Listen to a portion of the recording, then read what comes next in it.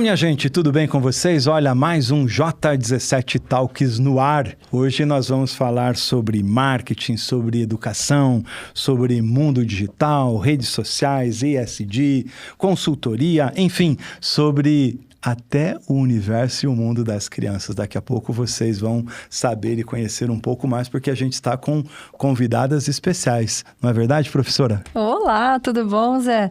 Estou muito feliz de estar aqui, gratidão pelo convite e bora conversar. Bora conversar. Essa é a professora Eliane Francisco. Daqui a pouco você conhece um pouco mais da sua história, da sua carreira. Mas quem são as nossas convidadas hoje aqui também? Hoje adorei. Estamos aqui, isso aí, com a Isabela e com a Antonella. Também, né? Férias das crianças na escola, elas vieram aqui e eu disse assim, elas são bem-vindas para participar do J17 Talks. Professora, estou feliz de ter você aqui conosco. Conta um pouquinho da sua história, da sua carreira na comunicação, no marketing, na administração. Faz esse overview para a gente. Claro, Zé, claro. Zé, eu comecei a minha atividade, né, minha atuação. Vou falar primeiro da minha formação, né? Qual formação me garantiu, né, ter o trajeto profissional que eu tenho hoje. Eu sou formada em publicidade e propaganda e em design. Por gostar bastante da área acadêmica, por me ver muito nesse mundo, eu segui com os estudos, né, na parte de marketing, onde fiz uma especialização. Seguidas aí de um processo de mestrado e doutorado também, né, com especialidade em marketing. Isso como título, né? Depois, enfim, com outros projetos, também vinha a fazer um pós-doutorado, também na área de marketing, mas aí focado na parte de marketing digital. Do lado profissional, né, paralelo a isso, né, como é que foi construindo a lógica da minha carreira? Inicialmente eu saí de agência, né, então tive uma passagem rápida por agência. Tem esse berço que é muito importante. Exatamente. Da criatividade, da agilidade, da tensão, né, do mercado das agências. Exatamente. E de entender esse mundo em mudanças, né? Esse mundo em mudanças. Porque ao longo das últimas décadas que eu pude acompanhar, muita coisa já mudou, né? Exatamente. Então, parti de agência. Depois eu fui para a indústria. Né? Eu dei um salto para a indústria. Né? Tive a oportunidade de iniciar o meu berço de indústria dentro da WEG, em Jaraguá do Sul. Uma bela companhia, uma das maiores do Brasil e do mundo, né? Sensacional, uma experiência bem interessante. E depois retornei a Curitiba, né? Onde eu ingressei num estúdio de pesquisa de mercado. E dentro dessa prática de pesquisa de mercado foi que eu acabei me descobrindo mesmo no berço de pesquisa, em paralelo fazendo mestrado, doutorado, enfim. E eu me abracei bastante com duas carreiras, né? A acadêmica, então hoje eu sou professora, pesquisadora, né? Orientadora do programa de mestrado e doutorado da PUC Paraná e também sou consultora da parte de indústria e varejo. Da área de educação, eu tenho a honra, né, de ser aluno da professora Eliane, de ser orientando no meu projeto de mestrado, né? E já entrando nessa área desse seu olhar, eu também quero saber um pouquinho sobre o seu trabalho consultivo daqui a pouco, né, o que você faz, o negócio que você atua, trabalha. Você falou de uma coisa muito importante, né, do mundo em que a gente vive, de mudança e de transformação, que são as nossas grandes certezas, né? E a área de marketing, nos últimos tempos, passou por um solavanco muito grande. Novo consumidor, novo mercado, novos produtos, novos serviços. Exatamente, Zé. Eu, assim, atuando como profissional da área, estou aí há mais de 20 anos. Parece que foi ontem, né? E com certeza ao longo deste processo, né? Então, basicamente, não sei se foi uma oportunidade ou não, mas eu vou considerar como oportunidade, tá? De entender a primeira bolha de internet, né? Quando a gente basicamente entendeu que as empresas tinham que ter, né, um espaço digital. Porém, isso nos idos aí dos anos 2000, né? Então, eu pude acompanhar esse processo desde os anos 2000, né? Até agora, aonde a gente está. Então, certamente foram algumas ondas, né? De ter algum tipo de presença e depois buscar refinamentos dessa presença. Isso como um dos exemplos de mudança. E a gente não parou, né? De avançar, de evoluir, de mudar. Uma mudança muito forte, muito significativa foi definitivamente na questão do chamado comportamento do consumidor. O consumidor mudou e o mercado teve que se adequar, né? Com certeza, Zé. Tem várias faces de mudanças que a gente pode abordar, né? Vou citar algumas aqui para a gente colocar em pauta. Comportamento digital, obviamente, né? Porque a gente aprendeu a lidar com outras ferramentas. Mão. Exatamente, né? Então, acho que todo o pensamento mobile first, mais recentemente, né? AI first também. Então, acho que esse comportamento digital e, né? Muito aliado à indústria 4.0, enfim, ela com certeza é uma mudança que está posta para a gente. Mas outros pensamentos também, né? De consumo mais consciente, de um olhar mais para o wellness, né? Então, acho que são dois exemplos, né? De mudanças bem interessantes que a gente está acompanhando e a gente é prova viva, né? Dessas mudanças. Esse é o lado bom, né? Da gente ser caminhado, né? Essa experiência dá para a gente... Eu falo que eu sou um cara que nasceu na era da máquina de escrever e estou me desenvolvendo na era da inteligência artificial, né? Essa capacidade e necessidade de mudança. Falamos ali do consumidor, falamos das alterações. Como é que as empresas, as indústrias, os negócios passaram a ter que encarar e vivenciar tantas alterações no seu dia a dia? Coisa de, né? Você tem uma pandemia, você sai do teu comércio presencial para ter o comércio online, né? Nós, como educadores, como professores, saímos da sala de aula para entrar dentro do Zoom, literalmente. Zé, essa é uma pergunta bem complexa, porque nem todo mundo conseguiu virar essa chave da mesma forma, né? Então, do ponto de vista de marketing, né? Até tem alguns estudos que falam sobre as eras de marketing e a maneira como algumas eras coexistem, né? Então, nem todo mundo está no mesmo timing, né? De adequação digital, por exemplo. Certamente a pandemia, ela veio dar uma pressionada nesse aspecto. A gente não esperava, né? Algo dessa natureza. A gente aprendeu a conviver. Mas teve empresa que já estava, por exemplo, com seu e-commerce desenvolvido e teve empresa que teve que se adaptar. E talvez teve empresas que nasceram, que não existiam, que nasceram, né? Obviamente, algumas, né, berço, né, pandêmico, digamos assim. Mas eu tenho um estudo bem interessante sobre a premissa de algumas empresas de pequeno porte, por exemplo, como distribuidoras de bebida, panificadoras, negócios menores de bairro, que, por exemplo, não têm o seu e-commerce definido, né? Mas que durante a pandemia, se não estivessem presentes de alguma maneira no digital, elas provavelmente teriam problemas de manutenção, né? Como muitas, inclusive, acabaram quebrando. E um caminho natural foi ir para plataformas como Zé Delivery, iFood, plataformas que faziam esse procedimento, Marketplace. Né? Um marketplace, né? Com capacidade logística, né? Então, certamente, quem, né, já tem o seu e-commerce desenvolvido, já estabelecido, está num patamar diferente de quem não tem e depende, às vezes, né, de uma zona intermediária, com certeza que facilita processos de entrega e encontrabilidade, mas coloca desafios de precificação, outros desafios ligados à sobrevivência. Tem uma coisa muito legal desse tempo, né, que você fala, é porque a gente pode até ter alma digital, quem nasceu agora, quem é um pouco mais antigo como eu, vai ter aí essa alma dupla, mas é o comportamento do chamado Fiji digital, né? Que é você... Hoje mesmo a gente tem isso, né? Eu lembrei agora do Madeira, que é uma empresa que era presencial, foi para o digital, cresceu exponencialmente no digital e está testando a experiência com o seu cliente na loja física. Como a gente tem, sei lá, a Magazine Luiza, que era física, e que foi fortemente pro digital. Então, o desafio, né, de empresários é conseguir trafegar em todas as frentes para entender aonde está o seu cliente. Exatamente, o seu negócio e como que... Não, é o seu timing, né? É o timing do seu negócio, com o seu público. E dentro do Brasil, por exemplo, a gente tem muitos recortes de diferentes Brasis, digamos assim, né? Então, de fato, encontrar o seu espaço do seu jeito. Então, certamente, houve uma grande necessidade de adaptação. Então, eu diria que não é nem o maior, mas o que tem maior capacidade de se adaptar e encontrar o seu espaço. Quase Darwin, né?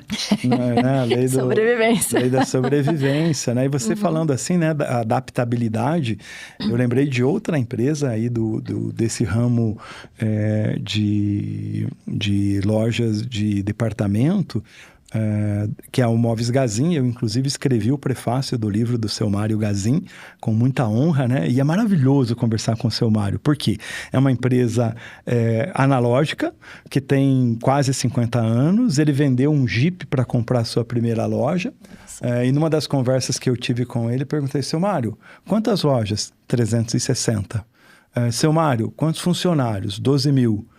Ele ainda puxa o R com muito orgulho, né? Do rural.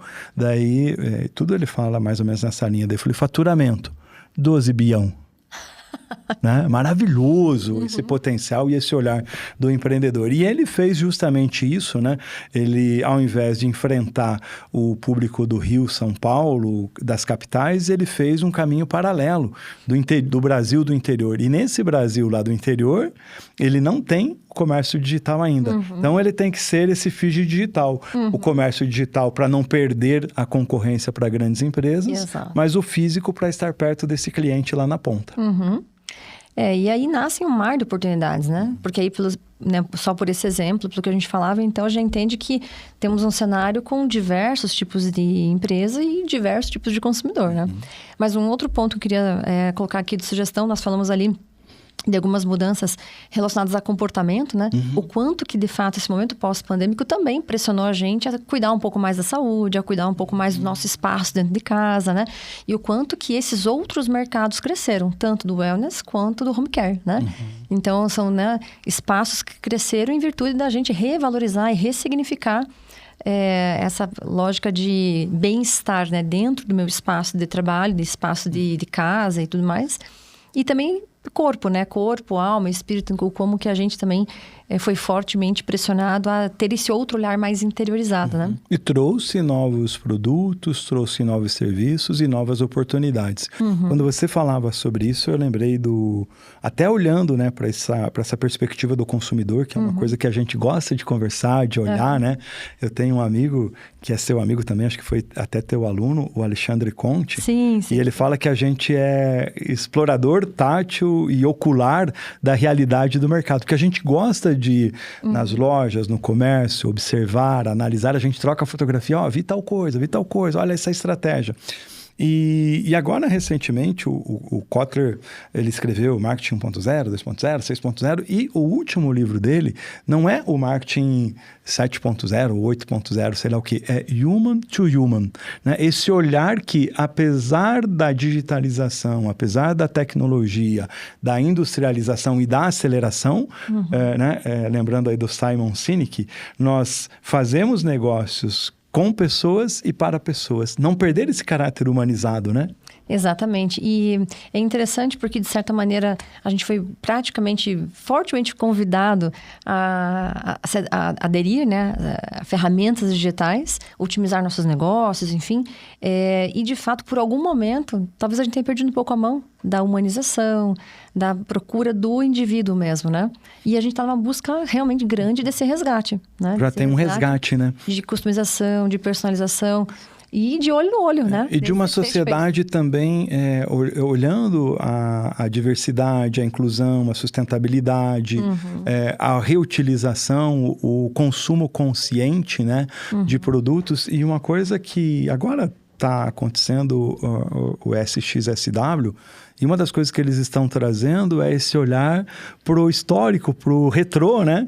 Que é o que agora há pouco eu vi a Antonella, né? A Antonella fez uma foto minha, daqui a pouco vocês vão conversar com a Antonella e com a Isabela. Ela trouxe aqui uma máquina fotográfica que é similar às nossas máquinas fotográficas antigas, né? Exatamente. Também tem um outro termo bem interessante na literatura, que é a nostalgia. Nostalgia. Né? Então, existe de fato um olhar de resgate de valor, né? E de construção de valor, de ressignificação por meio da nostalgia. E, raízes, claro, né? Raízes, e com certeza. Quando a gente fala em tradição, quando a gente fala em construção de storytelling de marca, né? Muitas se aportam na história que elas têm, né? E tem que fazer uso mesmo, né? Então, eu acho que são elementos bem importantes, né? Que tanto é importante para a indústria explorar como parte da sua consolidação e capacidade de sobrevivência ao longo dos anos, mas também da própria valorização do indivíduo, que passou por certas experiências e, claro, tem um apelo. Tem uma memória afetiva. Esse é o ponto, né? A nostalgia está intrinsecamente ligada à memória afetiva. São outros elementos, né, cognitivos que a gente acaba trazendo na nossa memória, no nosso cérebro. Eu gosto de... Meu pai tinha Fusca e eu gosto de Fusca, né? Tá? Aí você veja, a Volkswagen relançou o Fusca, relançou a Kombi agora recentemente. Você vai no shopping e vê a Febo, você vai no shopping e vê a Melissa, vai na loja e vê a Adidas com o tênis histórico dela, Sim. né?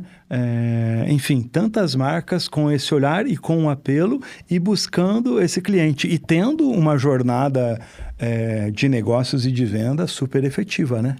Perfeito. Enquanto você falava, outros exemplos me vieram em mente do setor de consumo, né? O Nestlé com o chocolate surpresa. Então, foi um clássico aí, Lolo. né? Lolo, surpresa, né? Sorvetes também, né? Então, com apelos aí de sabores. Aí nem vou dizer tão antigos, né? Não, mas eu diria assim que Mas sabores, por exemplo, os sabores regionais, né? E dentro dessa história, né? Eu falo que a chave do sucesso nos negócios passa por uma... A gente sempre fala em disrupção, né? Que é muito bacana, é legal. Mas dificilmente você vai conseguir ter sempre um negócio disruptivo. E eu falo da inovação incremental, que é de melhoria.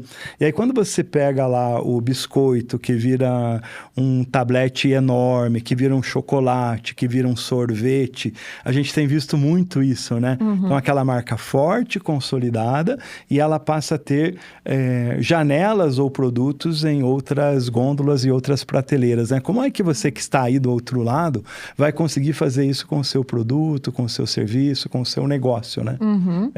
Fazer com que aquele cliente que já é seu, que já tem relação com a sua marca, com o seu negócio... Coca-Cola, né?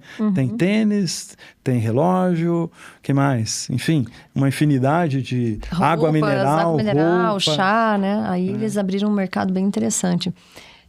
Com certeza, acho que essas premissas de extensão de marca, né? E extensão de linha, né? Que são dois eixos possíveis de desdobramentos de marca, são processos que certamente...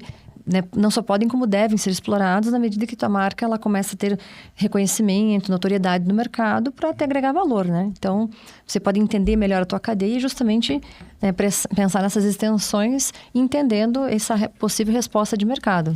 Eu, como falei assim, né? Eu sou observador, né? Então, lembrando coisas aqui. Eu vou lá na minha cidade, lá em Irati, no sul do Paraná. E por que é que a gente vai na loja Cristina, saindo de Curitiba, comprar na loja Cristina? A gente vai lá comprar calça, enfim, sai lá com um boleto enorme lá, com cartão de crédito. Fidelização e encontro de coisas. Hoje, por exemplo, né, em Curitiba e no Paraná, tem um reposicionamento todo na área de supermercados, com um novo perfil de lojas e etc e tal. O que você traz para nós desse seu olhar de curiosidade em termos de mercados, produtos ou serviços? Tem alguma coisa assim que você para de, nossa, me chamou a atenção, né? Carros, né? Carro elétrico agora, enfim. Tem alguma coisa assim que...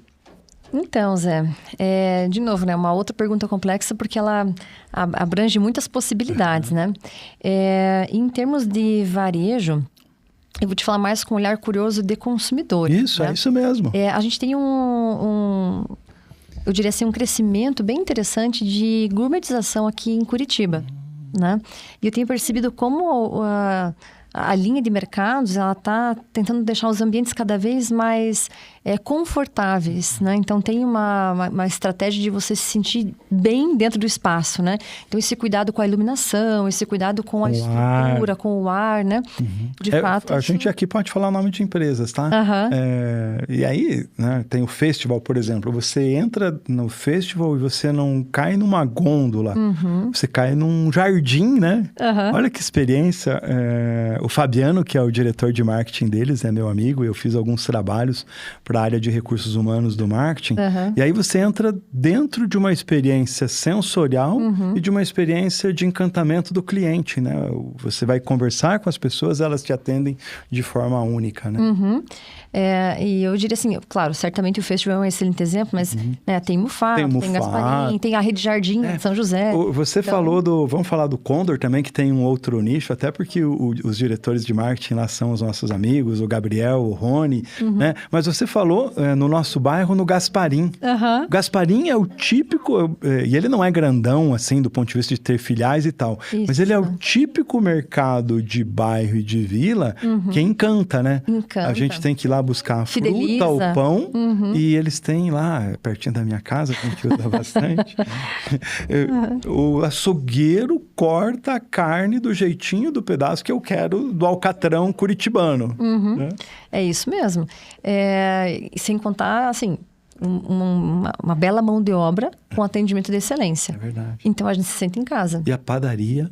Sensacional. Legal. Esse podcast, além do patrocínio do J17, tem também o apoio gastronômico do Gasparim, do Festival do Condor e do Mufato e outros supermercados e boas casas do ramo da região. Que legal, né? Mas assim, o empresário tendo um olhar importante para o cliente. O cliente é o rei. O cliente é o rei. Ele está com muita opção, né, Zé? Ele está com muita opção. Em alguns momentos, a gente está fortemente jogando ele só pro digital, né? Quanta gente já não deixou de ir em agência bancária, ir em lojas tradicionais, ou até mesmo mercado, como a gente falava, para comprar tudo no online. Quanta gente que já não está fazendo suas compras mais via Mercado Livre ou outras, né? Agências de plataforma e tudo mais. Então, de fato, é uma briga grande, né? Você tem que ter motivos, você tem que ter atrativos, você tem que ter formas de justificar, né? Por que estar ali no presencial, né? O que deve levar a esse encantamento. Então, eu penso que, certamente, a concorrência sempre vai te fazer sair do teu lugar de comodidade, né? Sendo ela concorrência direta ou indireta, né? Então, não falo só de outras redes de mercado, mas de outros canais de venda, né? Então, você tem que entender o teu mercado, o teu nicho, o teu diferencial, né? Você tem que ter motivos, né? E estimular esses motivos para, de fato, atingir teus objetivos. Muito bem. E quando a gente fala do reinado do cliente, me vem à mente uma fala do Sam Watson, que é o fundador do Walmart, e ele dizia o seguinte, que o cliente lá era o rei. Por quê? Porque no frigir dos ovos, no passar a conta, é ele que tem o dinheiro e o cartão de crédito que faz a tua empresa existir. E muito empresário e muitas empresas não estão respeitando o seu cliente, né? Que é um ativo importante. E aí eu vou fazer um complemento, né? O cliente tem algo também tão importante quanto carteira, que é a voz. Uau! Né? Share of voice. Né? Share of voice total. Porque ele também está muito empoderado. E quando você fala da voz, me perdoe, ele tem isso aqui, né? Exatamente. O smartphone. Ele está empoderado com o ferramental, instrumental, né? E a gente sabe que a gente pode sim colocar comentários, que a gente pode usar o Reclame Aqui, que a gente pode usar outras plataformas, né? Para, de fato, manifestar a nossa opinião, né? Mesmo que não seja perguntado. Você tem a liberdade de falar. E essa tua capacidade de voz pode ser para indicar, para recomendar, que é um artifício muito importante, né? Em estratégia de marketing, você trabalhar com a lógica de recomendação positiva, né? Mas claro que tem a outra contrapartida, né? Se você não tiver um trabalho de excelência, não tiver uma entrega de excelência, você também tem a contrapartida da reclamação. De ser defensor, advogado ou detrator da tua marca. Exatamente. E a gente tem percebido muitas vezes que com o celular nas mãos, o cliente virou um ser empoderado e muitas vezes irresponsável, né? Porque ele vai lá, denigre a marca e depois, olha, não era bem assim, estava errado. Agora, o estrago já foi feito.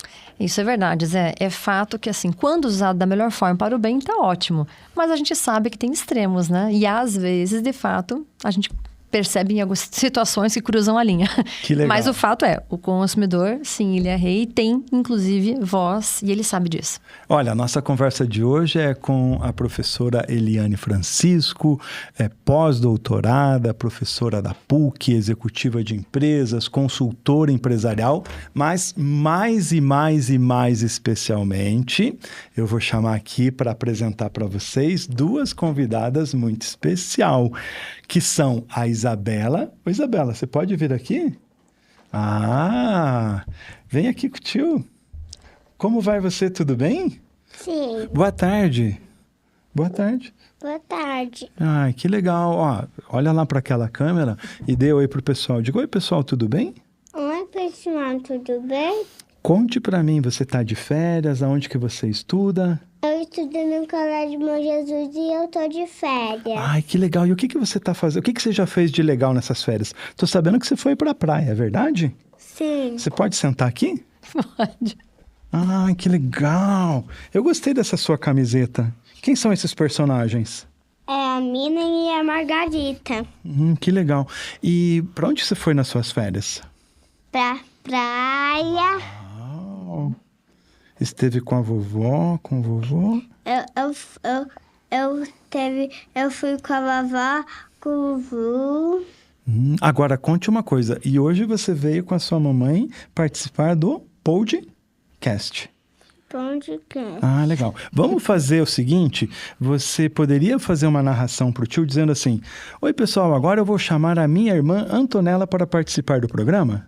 Agora eu vou chamar a minha irmã Antonella para participar. Do programa. Vem cá, Antonella. Como vai você? Tudo bem? Tudo. Ah, que legal. E você também está participando aqui do nosso podcast? Tudo bem contigo? Sim. Ai, como vocês são lindas. E o que você tem feito aí nas suas férias? Passeado? Eu tinha fazido Kumon Ah, Kumon. E no colégio. Ah, e aí me fala um pouquinho sobre isto aqui. O que é isso aqui e como que você fez? Eu fiz com a minha máquina.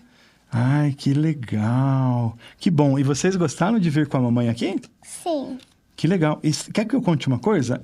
Eu adorei de ter a participação de vocês no J17 Talks, que é o nosso podcast.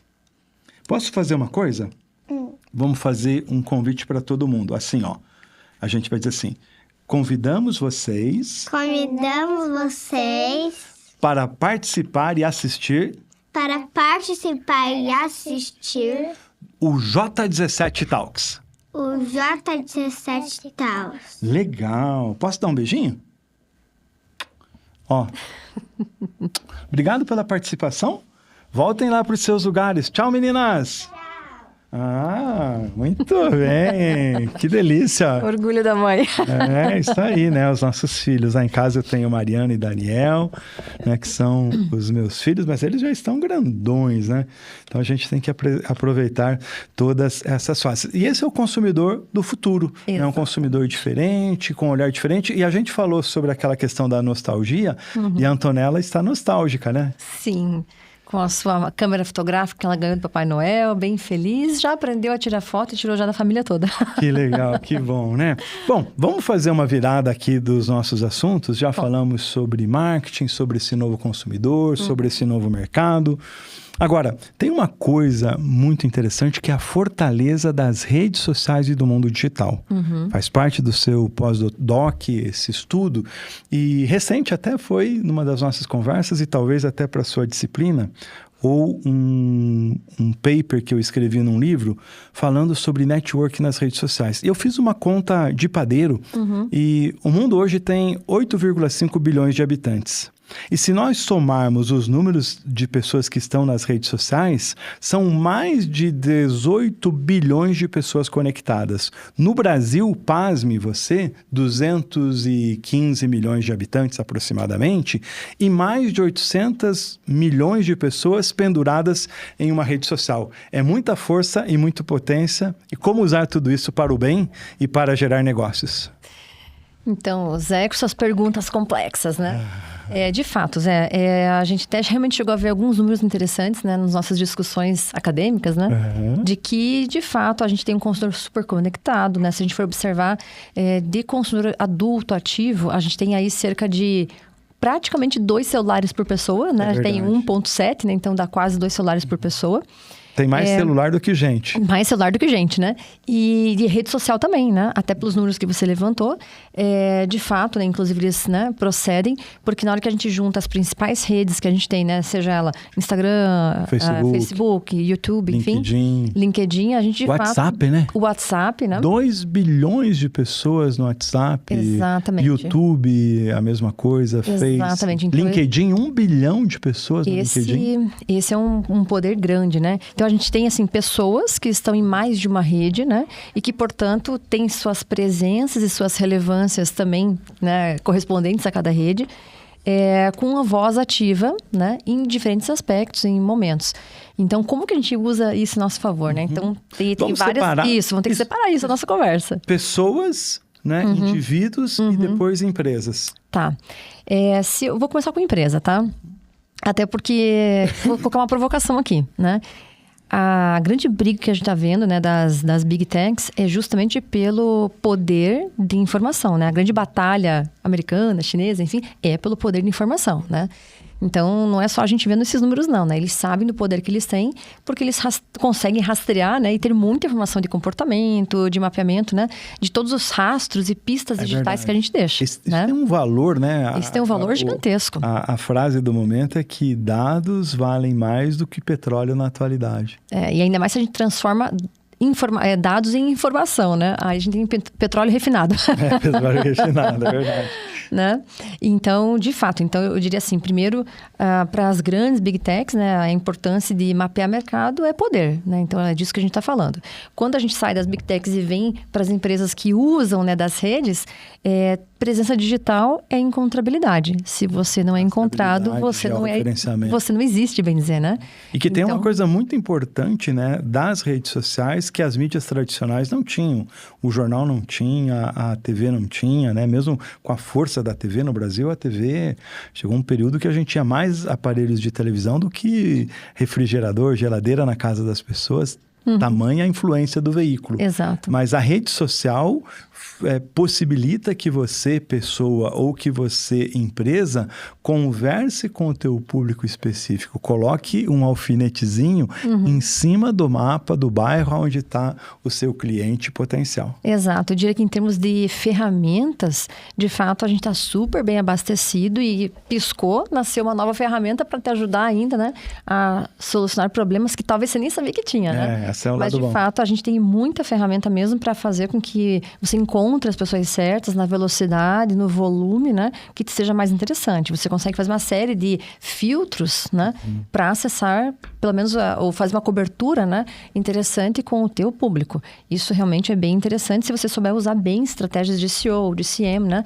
Mas eu digo assim, que para mim o coração, a chave é trabalhar com encontrabilidade. É ser facilmente encontrado. Então, você tem que ter um ferramental mais intuitivo, né, de ser encontrado, e uma estratégia, eu diria assim, mais efetiva e mais assertiva, com palavras-chave, né, com formas de ser encontrado da maneira correta, né, de você estar ali extremamente bem ranqueado. Então, requer estratégia, eu diria assim, frequência, né? Entendi. Presença ativa, né? Acho que esse é o ponto da empresa. O caminho, né? Por exemplo, a gente usa no J17 a questão do marketing de conteúdo. Que a gente leva um conteúdo, uma informação para conectar, né? Que o mundo que a gente vive é o mundo das comunidades. Que essa é uma das coisas que você que está daí do outro lado tem que entender e valorizar, né? Eu falava com uma pessoa recente, um executivo que saiu da área médica, e ele pensando em vários negócios. Eu falei, olha, na palma da sua mão e dentro do seu celular, você tem uma lista que você não está se tocando de clientes potenciais, pessoas que gostam de você, que conhecem você e que são do público AB, que são os médicos. Então, como você cria, né, grupos, comunidades, né, você na sua comunidade de fé religiosa, no futebol do final de semana, e entende como que esses grupos podem dialogar, conversar com você em qualquer ambiente, ou numa rede social, ou num grupo de WhatsApp, e você faz disso um negócio, né? Verdade, Zé. Acho que tem realmente muita ferramenta para isso. Eu só vou fazer um adendo. Vai. Que quando a gente, né, entende que não é mais CPF, sim que a gente tem ali, né, um CNPJ à frente, né? Seja a tua clínica, a tua empresa, né, a tua indústria, enfim. Uma vez que você entre na rede social, você tem que entrar com propósito. É verdade. Né?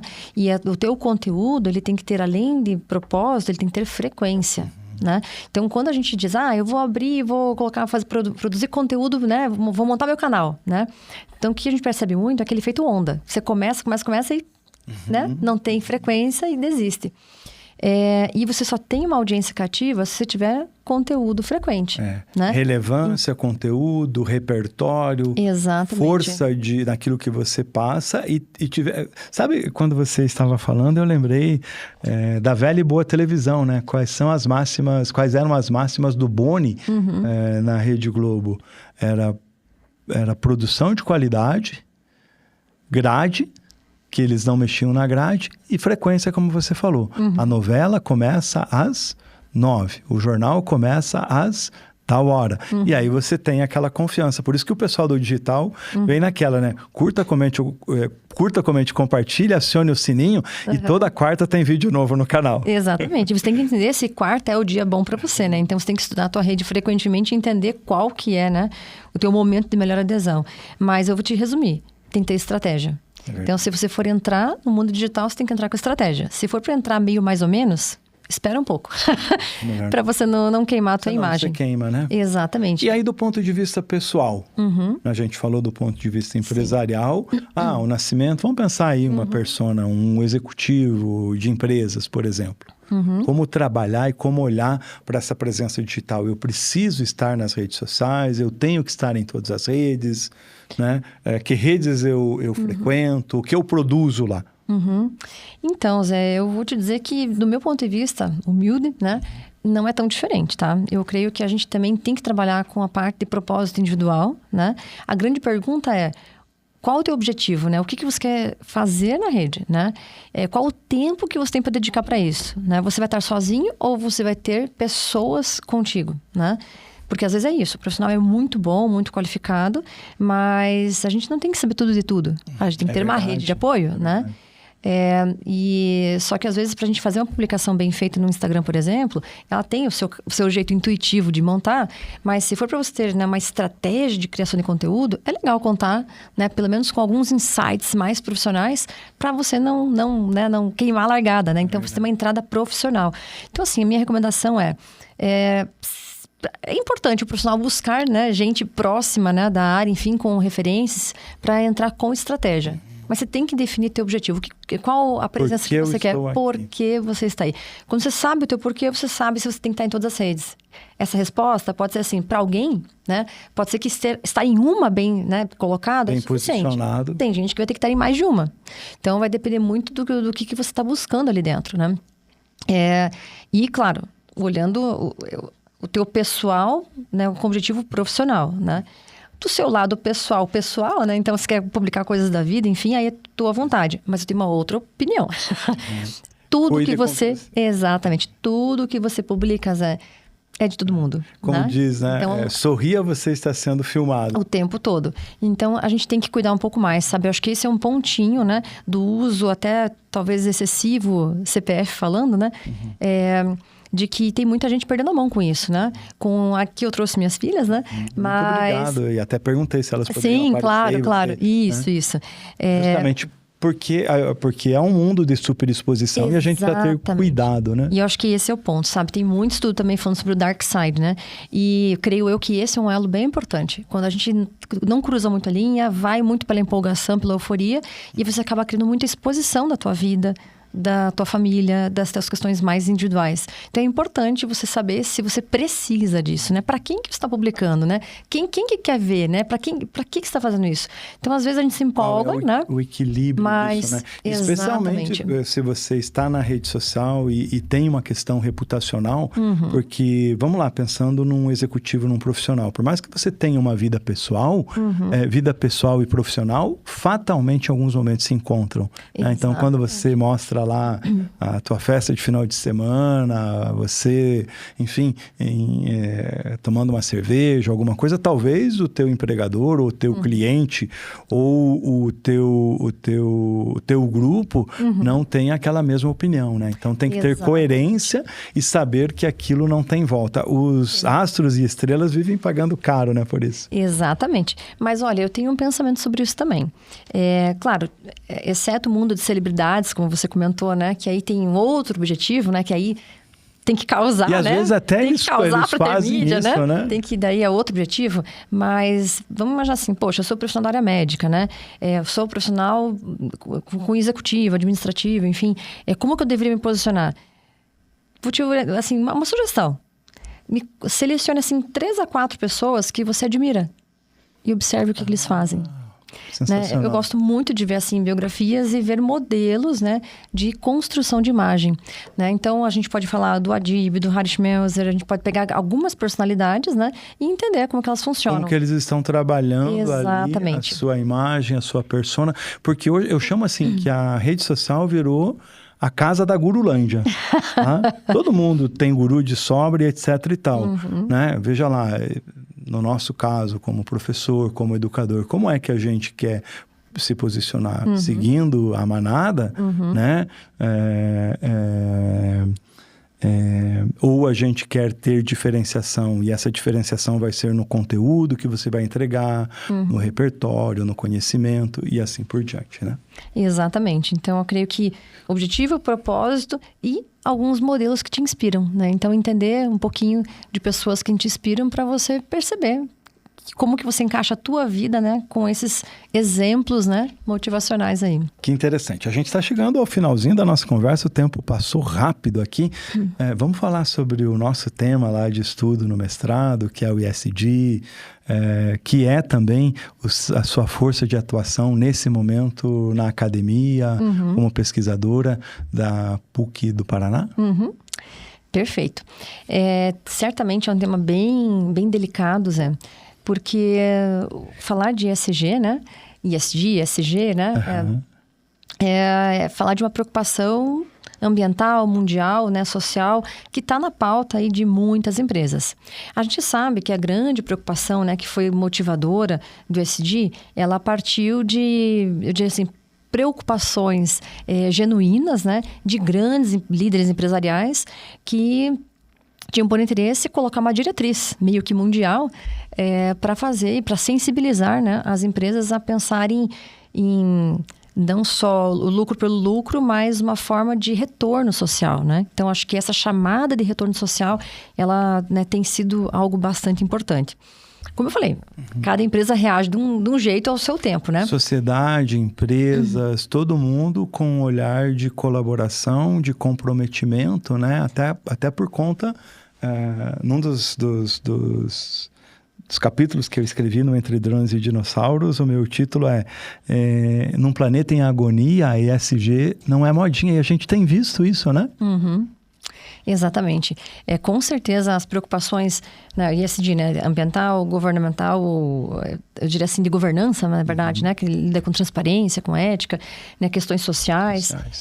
De certa maneira, acaba sendo um tripé base, né, de sobrevivência, né, E eu acho que a gente tem que, talvez, não ter uma lente muito poliana, né? A gente não está aqui para falar que empresas têm que ser, né, extremamente, eu diria, perfeitas, né? Mas elas têm que estar, sim, preocupadas com a sobrevivência, não só dela, mas da sua comunidade, do seu entorno, né? Porque faz parte de todo o seu ciclo. A gente viu isso muito na pandemia, né? Que os lindeiros da companhia. Não adianta você ter... E é uma coisa que a gente tem visto muito, né?